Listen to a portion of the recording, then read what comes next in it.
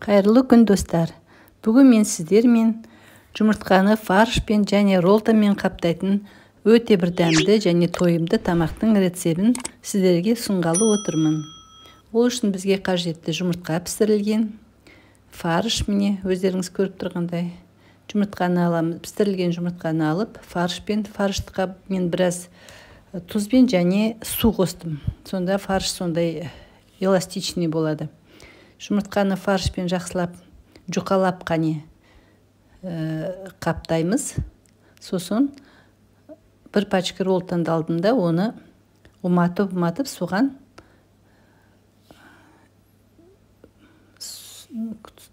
батырамыз. Соған жапсырамыз роллтонды дейміз бе.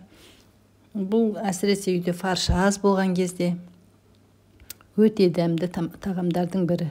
Және сондай эксклюзивті түрде жасалынады. Өте дәмді, ұсынғанға да өте ыңғайлы, әсерлі, әдемі болып тұрады. Қонақтарыңызға ұсынсаңыз да болады, күнделікті жегенге де осылай жасап жеуге болады. Жұмыртқаның да еттің де калориясын білесіздер, өте жақсы дәмді болады. Міне осылай жұмыртқаны фаршпен жақсылап қаптаймыз, жұқалап. Маған барлығы бірақ уыс, яғни 100 граммдай ғана фарш кетті. Мен азырақ жасадым, 3 қана жұмыртқадан, өйткені үйде аз-ақ адам болып қалды бүгін. 2-ақ адам. Көбірек, семьяда көбірек болса, көбірек жасасаңыздар да болады. Міне әбден роллтонды жақсылап тұрып жағамыз.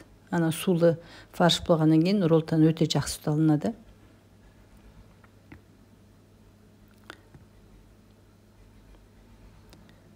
Осы рецепт ұнап жатса, әрине менің каналыма тіркеліп қойсаңыздар.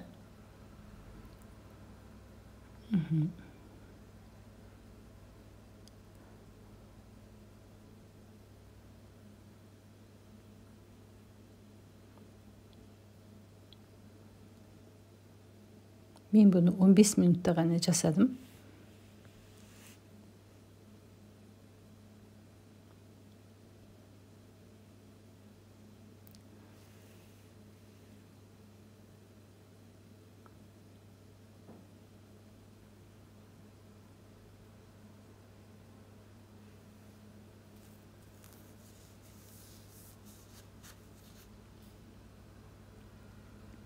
Міне роллтонды жапсырып, сыртынан дайын болды.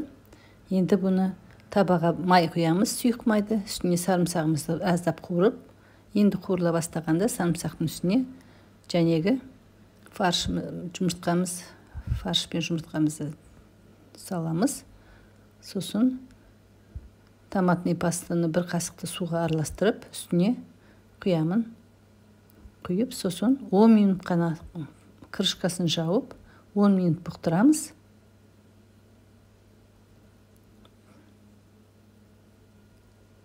Фаршталған жұмыртқа дайын болады сол кезде.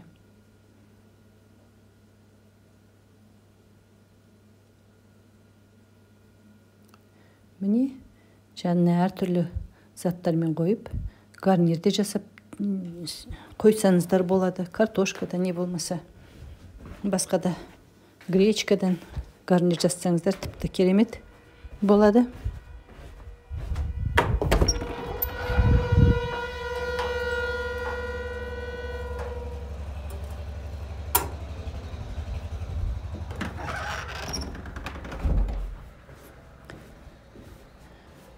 Міне, назарларыңызға рахмет.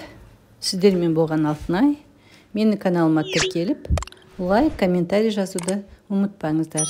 Ас болсын.